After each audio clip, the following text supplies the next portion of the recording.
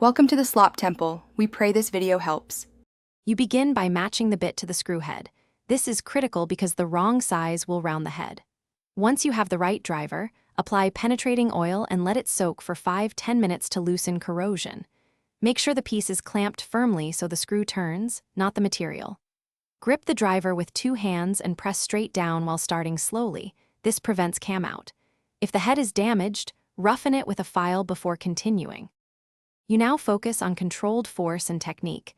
Tap the driver into the screw to seat the bit, then apply steady torque while holding alignment.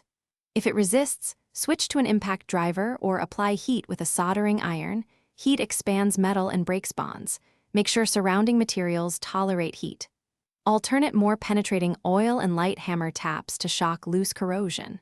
For stripped heads, place a wide rubber band for grip, or use a spiral extractor or small left hand, drill to bite and back the screw out.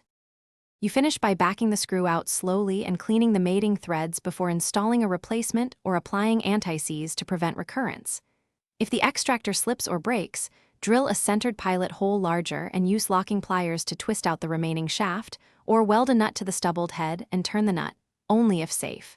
If threads are damaged, re-tap or use a helicoil.